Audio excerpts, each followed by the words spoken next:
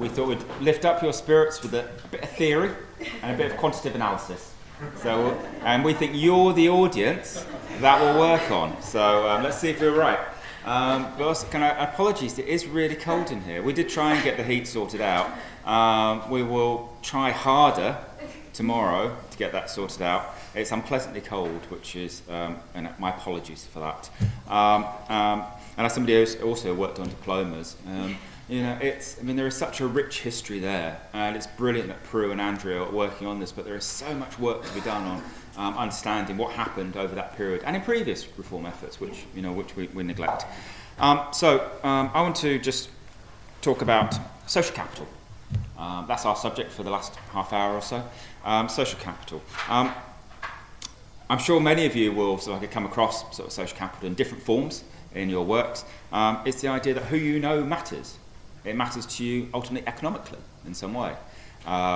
Sort of comes out of an analysis which of scholars working through the last 30 or 40 years, where they've looked at how can we explain how well some people do compared to other people, and our starting point is this sense it's a human capital, your knowledge, your qualifications, and then we find that doesn't really quite explain everything. And then looking at social capital, to begin with, it was kind of looking at the kind of community or networks which surrounded you, and the idea that closeness to the community. There's the famous study in the US in the 1960s looked at why kids who went to Catholic schools seemed to do better than their peers, even though they were just as poor, and looking at the influence of kind of family expectations, community norms, and understandings. And then the social capital as a theory is kind of like developed. It's going to be a sense that one time you can see something as bonding. The community which is close to you can help you out and give you access to resource, can maybe help you out with a job, or we see that often with new immigrant communities, that kind of bonding social capital where people have obligations and support each other, but also bridging. And so it's a way of, through people you can connect you to new resource and opportunities. But at heart, there's this sense that it has some sort of economic value. And there's a lovely word which sociologists use called fungibility. Is that right? Where you can funge this thing. I'm not quite sure what the active verb is. But you can turn it into a resource of value. Okay, so who you know matters. And so that's our subject. That's the thing which we want to be talking about. Here's Bourdieu's definition. A French sociologist who's now actually really rather influential in British policy circles. I see Ian sort of nodding his head there. I've heard you in meetings talking about Bourdieu. Some resources, actual virtue that accrue to an individual or group by virtue of possessing a durable network of more or less institutionalized relationships. So that's what we're looking at. And we're particularly thinking about sort of like young people. And there are various studies which have shown some quite interesting things around the social capital which young people have. So this study here by Jokisari is based on a Finnish sample. He asked young people at the age or he used longitudinal data, so young people at the age of 17 were asked, did they know anybody who was a supervisor or a manager? Okay. And then looked at, these were young people who went straight into work at 18, then looked at their economic outcomes at 19. And found that with all the controls which you would normally do about sort of attainment, social background, knowing somebody who's a manager or a supervisor gave you an economic advantage. You did better in the employment market. And those sorts of kind of informal contacts are something which perhaps, which we would assume exist within their sort of like family networks. But then we've also found examples of what we're calling here sort of school mediated employer engagement as a mechanism for enhancing social capital. So if you think in kind of this version, it's who you know through your family networks, your neighbours. In this version, the school is the institution which is intervening to create the opportunity for a young person to engage with somebody else in a meaningful way. Who you know, who you meet, who you connect with. And this is Raffo and Rees, Carlo Raffo from the University of Manchester. And he wrote a run of articles in around about 2000, which all explored this idea about social capital. And in this case, he was looking at intensive work experience. So he did a very ethnographic piece of work with young people who were at risk of disengagement, who were doing extended work experience. And what he found was that, through the kind of the relationships which developed, through this experience of work experience, the young people gained opportunities to get information, observe, ape, which is a really interesting word, confirm decisions and actions with people who become significant others. So new relationships emerge, and that this is of value to them. And in his ethnographic study, he was being able to trace this through. And so we've got something there which I see as intensive, because it is. In this case, it was 1 day a week for a term of a school year. And then we've also got a sense of social capital as extensive engagement.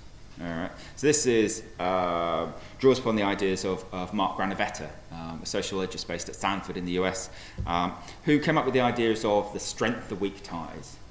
And so what Granovetter did in a landmark study in the 1970s was to look at the economic outcomes of professionals by the nature of their network. So basically, if you knew everybody who was pretty much the same, you had very sort of tight bonded social capital, did you do better or worse in the jobs market than somebody who, lots of different people who knew different things in different places? And he found out that those sort of like those broad, sort of weaker networks were actually more valuable, because young people would, or in his case, professionals would get access to additional information, new information, he likes to talk about non-redundant, trusted information. I call it new and useful information. So gets access to new resource, things, and this is helpful to people. Heads ups about jobs, idea, you'd be good at that, I can put you two together. So, that was his idea, and compared it to people who would just know everybody's pretty much the same. Got the same things to offer. And in this piece of work here by McDonald, Erickson and co. in the US, again they use longitudinal data, and they ask people about, they call them informal mentors. So they asked, in this survey, 17-year-olds, do you know people who might be, who you would consider an informal mentor or a mentor of some sort, who is an employer or a youth worker or in a religious organisation? And so, they kind of ask, and they looked at these, these types which are non-family, but they kind of said, well, this comes out of, a kind of a relatively informal, family-based experience, and looked at the nature of these ties and then related that to employment outcomes, and found really quite powerful results. So as young adults, they're doing much, much better, finding real important relationships. And what McDonald and Erickson say is that, drawing on Granovetter, the idea is that they think, well, what seems to be happening here is that, these weak ties seem to be of advantage to young people. These informal weak ties, these extensive, you could call them, rather than intensive, extensive weak ties are valuable value to people. And I won't read that quote because you've had plenty of time to read it while I've been talking. But the idea is that these weak ties give you, there's that phrase, non-redundant information. The more you know, then the more access you have to offer somebody who might potentially be able to help you. Now, a couple of months ago, Elnaz and Chris Percy published an article called Career Education That Works. And that was based upon an analysis of the British cohort study. So it's a longitudinal study, young people born in 1970. And at age 16, these young people were asked, had they had career talks with people from outside of school? Okay. They answered either yes or no. Was it at year 10 or year 11? If so, how many did they have? And were they helpful to them? Were they unhelpful, helpful, very helpful? And what Chris and Ellie find is that there's a statistically significant relationship with earnings, even full-time employment, at age 26. Okay, and these kind of go up to kind of like a maximum of 1.6%. At age 10, an average of 0.8%. When we modernize, we kind of updated the sums which should be involved in this, we can work out that this could be worth a couple of £1,000 a year without having to imagine doing too many of these sorts of activities. And then thinking about what these things are, career talks with people from outside of school, for us we're thinking, well, that's the type of Granovetter style social capital, in that it's access to, it's a weak tie. It's not intensive, it's an extensive version. And thinking how could you possibly explain these sorts of wage premiums? We were drawn to the idea that this is about access to non-redundant, trusted information, new and useful information that young people could get, which they could then do something with. Because their opportunity in any careers talks to develop your human capital that much more than anybody else is pretty limited. And so we've looked at these school-mediated opportunities to develop social capital. And what we're distinguishing in this paper is between what we're calling real social capital in terms of, you know, your family networks, people you know, and virtual social network. It's a virtual social capital. And in terms of, you know, what schools can enable for you, which is slightly artificial. You know, it's not something that comes out of your existing network, but something which is created for you and might be quite fleeting, you know, through your work experience placement or through your careers talks. And what we want to do is we've asked this question, can you socialize the social capital? You know, that's our big question. Can, you know, organizations, you know, agencies, you know, harness and direct that, and if so, what example of that, what they mean to. And so we've got two questions. Can we use longitudinal data to distinguish between real social capital, accessed through the informal family networks, and virtual social capital? And can school-mediated virtual social capital be seen to compensate for deficiencies in real social capital? So they're two really interesting questions. I just ask the questions, I flip the slide here, and Ellie gives us the answers. Thank you.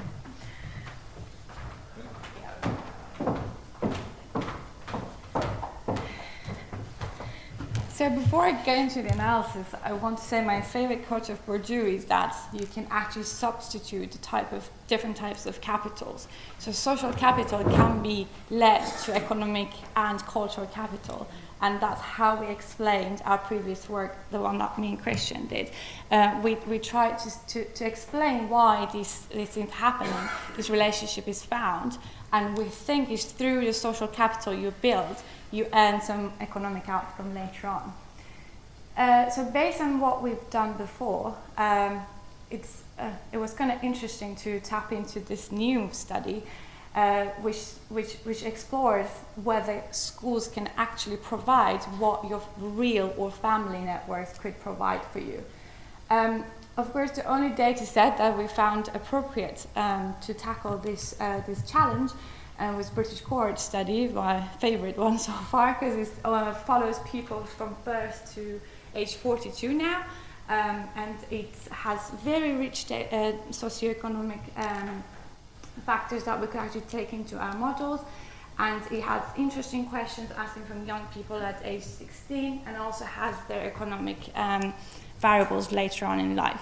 You can see that they lose some people throughout the sweeps, but we still have some 8,000 people in the end at age 26, which we base our analysis on. So as Anthony said, we define the real social capital as your family networks, and the British cohort study specifically asked this question from young people at age 16. It's that once you need to get a job, do your parents or anyone you know have a contact who might be able to help you? So we call this real social capital. It's like family, they're accessible, they're around you. What we chose to call virtual social capital is the question that we use in our previous work, is that has anyone come from outside school to you to talk about careers and jobs? And we call that virtual social capital, which is provided by schools, school-mediated during school hours.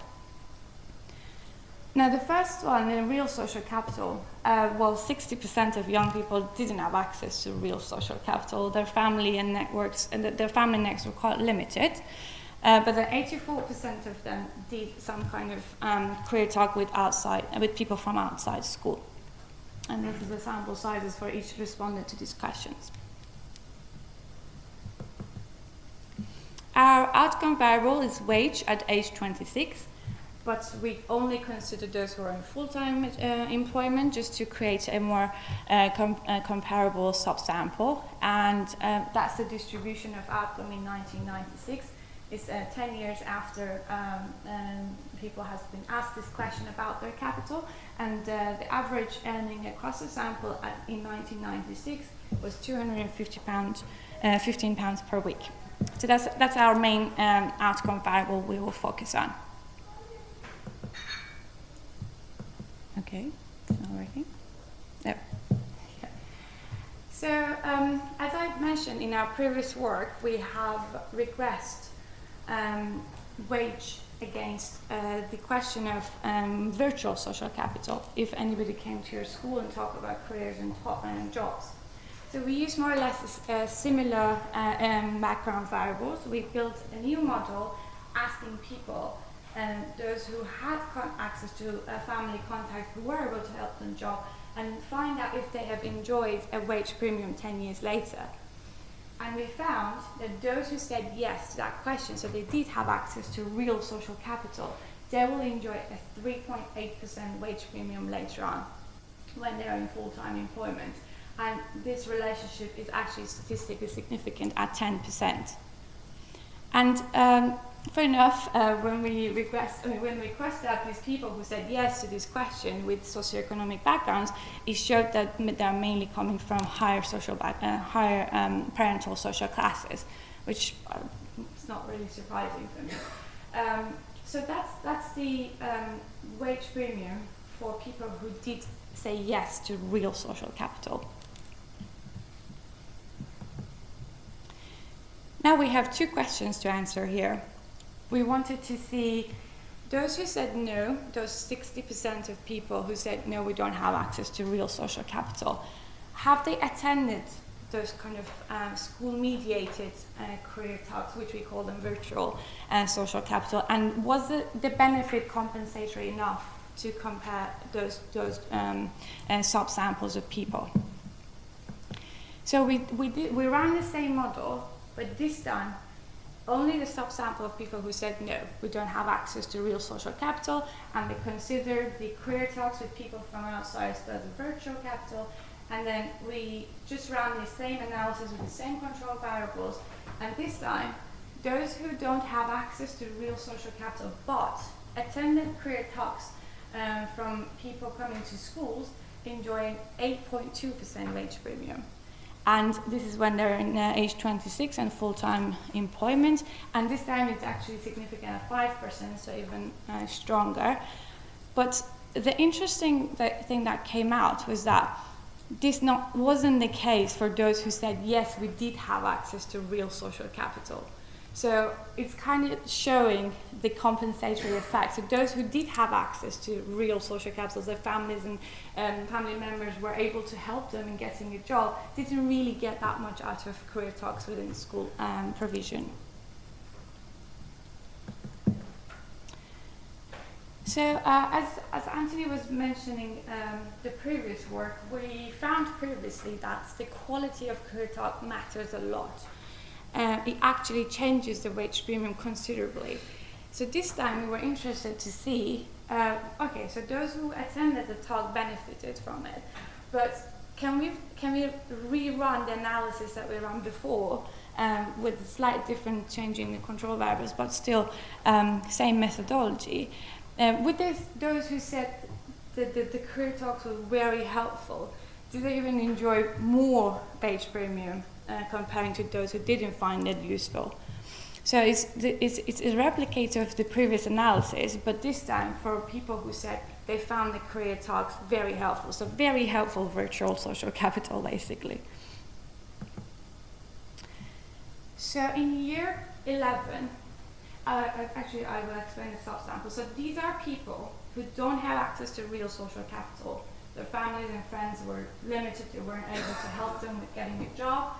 And they did participate in career talks with people from outside school, and they found the career talk very helpful. So it's a very small subsample. As you can see, the sample size was really small because we were interested to see in that subsample of people how the behavior changes. With the same control variables in place, in year 10 and year 11, we compared the results, and it shows the number of career talks that was found very helpful, again, matters a lot. So how do I interpret that? At year 10, teenagers lacking real social capital, and they participated in career talks and found them very helpful, they enjoy a 3.3% wage increase when they attain 26. And the year 11 is 3.4, it's more or less similar effect size, and they're both significant at 5%, which is again amazing from the statistician's point of view. And the interesting pattern is that these results disappear for those who didn't find the career talk very helpful. So it seems, again, it makes the quality of career talks very, very important. The results also disappear when similar analysis is undertaken for young people who did have access. So again, the compensatory factor is showing here.